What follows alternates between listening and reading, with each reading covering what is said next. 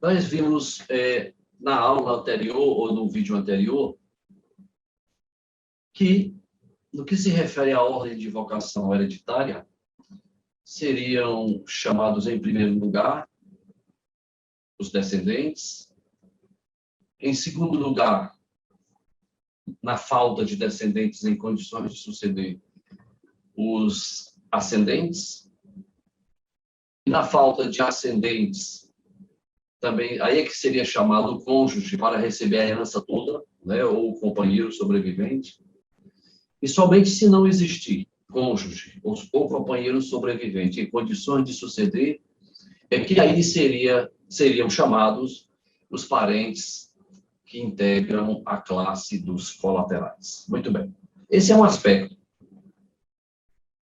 Mas também nós temos uma outra ordem de chamamento, uma ordem interna estabelecida dentro das próprias classes. Então, vamos por termos. Sabemos que, em primeiro lugar, serão chamados os parentes que integram a classe dos descendentes. Ora, só que o falecido ele pode ter deixado como descendentes filhos, netos e bisnetos. Vamos parar por aí. Filhos e netos, pronto. Então, nós temos aí, vamos imaginar, 3 filhos e 5 netos. Eu teria aqui o quê? 8 descendentes. E aí você pode me perguntar, ora, Sérgio, se é assim, significa dizer, então, que essa herança vai ser distribuída, vai ser dividida, vai ser partilhada com 8 pessoas? Não é bem assim. Dentro da classe dos descendentes, também a lei estabeleceu uma ordem de chamamento. E essa ordem interna dentro da classe, ela é estabelecida pelos graus de parentesco, né? O grau de parentesco, a gente sabe, é aquela distância, né, de uma geração para outra. E aqui, nós vamos encontrar esse regramento no artigo 1833, quando ele diz assim para nós: entre os descendentes, os em grau mais próximo excluem os em grau mais remoto. Significa dizer, no exemplo que dei agora há pouco, faleceu José, deixou 3 filhos, 5 netos. Os 3 filhos, por serem parentes de primeiro grau, têm a preferência em relação aos netos, que são parentes do segundo grau. Significa dizer que aquela herança será dividida, será partilhada somente entre os 3 filhos. Os netos, em princípio, nada receberão. Isso porque, diante da regra segundo a qual o grau mais próximo exclui o mais remoto. Então, a tal herança não seria dividida por 8 pessoas, mas somente por 3 pessoas, exatamente com os 3 filhos. Os netos ficariam sem nada. A única situação que o neto... Aliás, não temos única, temos 2 situações onde os netos, né, que são parentes do segundo grau, seriam chamados a receber. Primeira hipótese, não existiria nenhum filho, portanto, um descendente de primeiro grau em condições de suceder. Seja porque eles não existiam mais, já tinham falecido, ou porque não queriam, todos eles, vamos dizer assim, a herança. Vamos supor, deixou 3 filhos. Os 3 filhos disseram, nós não queremos a herança. Os 3 renunciaram. Aí sim você pensa em chamar os netos para receber, por direito próprio, tá certo? Uma segunda situação onde o neto seria chamado a suceder, ela aqui seria concorrendo junto com filhos, parentes de primeiro grau. Mas aqui não seria por direito próprio, aqui seria por direito de representação. A hipótese que a gente fala assim com mais frequência, porque também é a que ocorre com mais frequência, é a situação em que o pai desse neto era pré-morto. O que nós chamamos de pré-morto? Ele havia falecido antes do próprio autor da herança, de cuja sucessão nós estamos aqui tratando. Por exemplo, José faleceu E José tinha 3 filhos: Pedro, Paulo e Carlos. Acontece que Carlos já era falecido. Ele faleceu há 1 ano atrás, antes de José. De fato, quando José foi a óbito, ele só tinha 2 filhos vivos, porque o Carlos já era falecido. Então, aquilo que o Carlos receberia, se vivo fosse, o filho dele vai receber por direito de representação. Tá? Em substituição, vamos dizer assim, ao pai Carlos, que não vai poder receber a herança deixada por José. Ok? E por isso que a lei 1833 diz, né? Em falta de descendentes,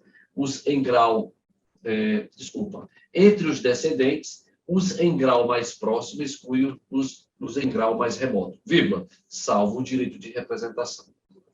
Que aqui, preste atenção, o que é que aconteceu? Eu tenho pessoas do primeiro grau recebendo 2 filhos, e eu tenho um neto, que é segundo grau, recebendo também. Mas por que é assim? Porque ele está ali recebendo por direito de representação aquilo que Carlos, o terceiro filho, receberia se vivo fosse, se vivo estivesse, né? Tá certo? Duas situações que podem fazer com que, nesse meu exemplo, um neto venha receber por direito de representação, ou o pai é pré-morto, ou o pai foi declarado indigno, né, nos termos do artigo 1814. Foi declarado indigno de receber a herança. São as 2 situações que o neto pode vir a receber por direito de representação. Tá certo? Muito bem. Já sabemos que, se não existir descendentes em condições de suceder, aí sim serão chamados à sucessão os ascendentes. Beleza? Acontece que dentro da classe dos ascendentes, pode também acontecer que você tenha, o falecido tenha pai e mãe, são parentes do primeiro grau, ainda tem os avós, são parentes do segundo grau, os bisavós, parentes do terceiro grau, na linha reta ascendente. E aí você também volta a perguntar, e aí, professor, esse pessoal todo vai ser chamado para receber a herança? Eu vou ter que dividir a herança com esse povo todo? Não. De novo aqui, nós vamos encontrar a mesma regra, segundo a qual o parente de grau mais próximo exclui o de grau mais remoto. Vejamos isso no 1836, no parágrafo 1º. O que é que ele diz? Que na classe dos ascendentes, o grau mais próximo exclui o mais remoto. Significa dizer que pai e mãe do falecido têm a preferência, porque são parentes do primeiro grau. Os avós, por serem do segundo grau, nada recebem se existirem pai e mãe, ou pai ou mãe em condições de suceder. Não é? E por aí vai. Significa dizer, é a mesma situação. O parente de grau mais próximo tem a preferência. O outro nada recebe. Ok? E por fim, quando eu penso na classe dos colaterais, dos parentes da linha colateral, de novo aqui no artigo 1840, eu vou encontrar regra semelhante. Os mais próximos excluem os mais remotos.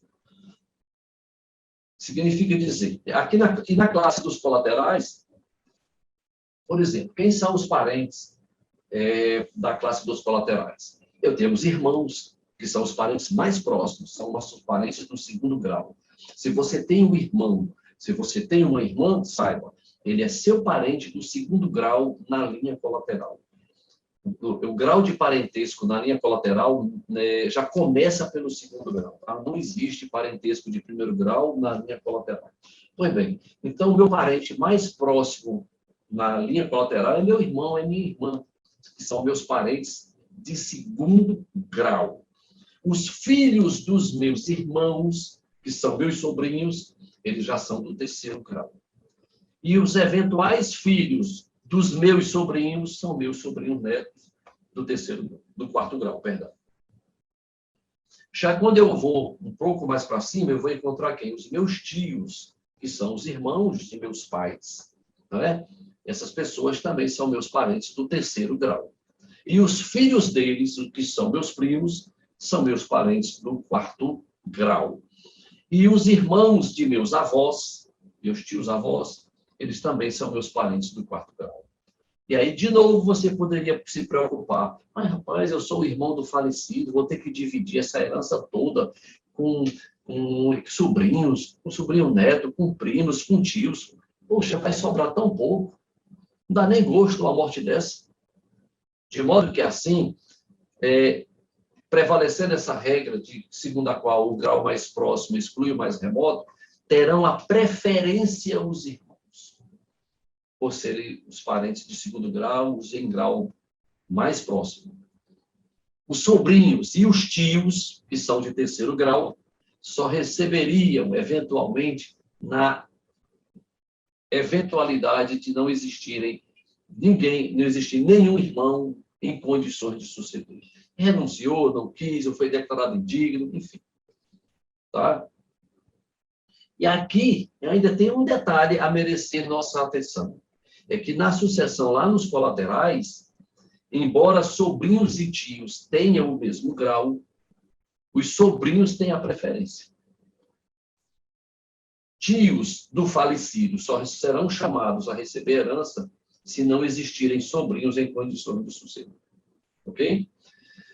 Pois bem, então assim vai por diante. Então vejam como existe uma organização, existe uma ordem preferencial, certo? Nem todos são chamados ao mesmo tempo, certo? A herança não será partilhada com todos indistintamente, né? Com todos os herdeiros legítimos, de modo que não haverá uma partilha com tanta gente como se possa, à primeira vista, imaginar, tá certo? Então, relativamente à ordem, pelo menos as considerações gerais sobre ordem de vocação hereditárias estão postas aqui, e a gente vai, em seguida, vai detalhar, né, como é que se dará o chamamento dos descendentes. E aqui vem uma novidade, que eu já vou adiantar desde logo, é que aqui o cônjuge sobrevivente, e assim também o companheiro sobrevivente, ele também será chamado, ou melhor, ele poderá ser chamado, como regra, ele vai ser chamado a receber herança junto com os descendentes. Certo? O Código Civil deu esse tratamento jurídico ao cônjuge sobrevivente ou ao companheiro sobrevivente. Ele é chamado a receber juntamente com descendentes. Então, o cônjuge ou o companheiro sobrevivente também figura como herdeiro do falecido. E ele também receberá a herança, em princípio, junto com descendentes. A não ser, a depender do regime de bens, mas isso aí a gente vai ver com mais detalhes num próximo encontro, ok? Forte abraço a todos. Até o próximo encontro.